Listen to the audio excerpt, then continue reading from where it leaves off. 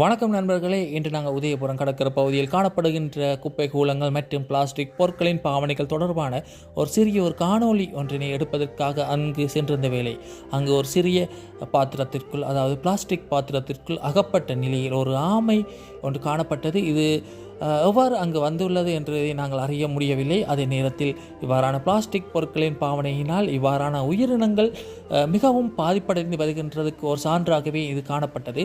குறிப்பாக கூறப்போனால் ஆமை என்பது தற்கால உலகில் அறிவி வருகின்ற உயிரினங்களில் ஒன்று.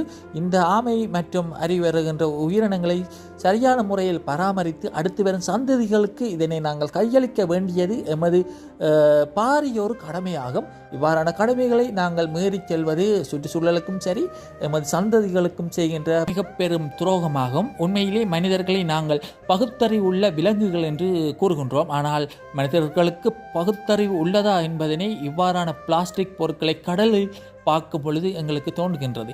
மனிதர்கள் தாங்கள் அறியாமல் அங்கு வீசவில்லை. அவர்களுக்கு தெரியும் கடலில் பிளாஸ்டிக் பொருட்களை எறிவதன் மூலம் அங்குள்ள உயிரினங்களும் பாதிப்படைகிறது, அந்த உயிரினங்களை உண்ணும் மனிதர்களும் பாதிப்படைகிறார்கள் என்பதை அறிந்தும் தான் பிளாஸ்டிக் பொருட்களை தூக்கி எறிகின்றோம்.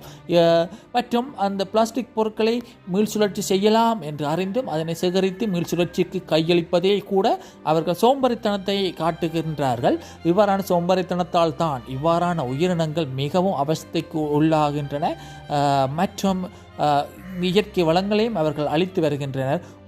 மேலும் கூற வேண்டுமானால் இந்த சுற்றுச்சூழலை பராமரித்து பாதுகாத்து எமக்கு அடுத்து வரும் சந்ததிகளுக்கு அதனை கையளிக்க வேண்டியது எமது மிகப்பெரிய ஒரு கடமையாகும். அந்த கடமையில் இருந்து நாங்கள் தவறிக்கொள்ள முடியாது. அவ்வாறு தவறிக்கொள்வது எமது சந்ததிகளுக்கு நாங்கள் செய்யும் துரோகமாகும். மற்றும் இவ்வாறான உயிரினங்களை பராமரித்து பாதுகாப்பது எமக்கு கிடைத்த ஒரு மிகப்பெரிய வரம். இந்த வரத்தினை நாங்கள் சரியான முறையில் பயன்படுத்த வேண்டும், பாதுகாக்க வேண்டும். ஏனென்றால் இயற்கை வளம் என்பது எமது சொத்து ஆகும்.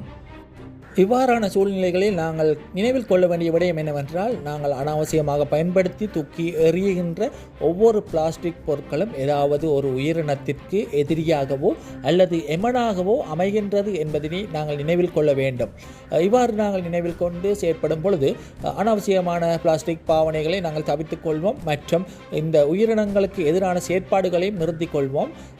அத்துடன் நாங்கள் மீண்டும் வலியுறுத்துவது என்னவென்றால், நாங்கள் அனாவசியமாக பயன்படுத்துகின்ற ஒவ்வொரு பிளாஸ்டிக் மற்றும் பொலித்தீன் பாவனைகளுக்கு பின்னால் ஏதாவது ஒரு உயிரினத்தின் உயிர் தங்கியுள்ளதினை நாங்கள் நினைவில் கொள்ள வேண்டும்.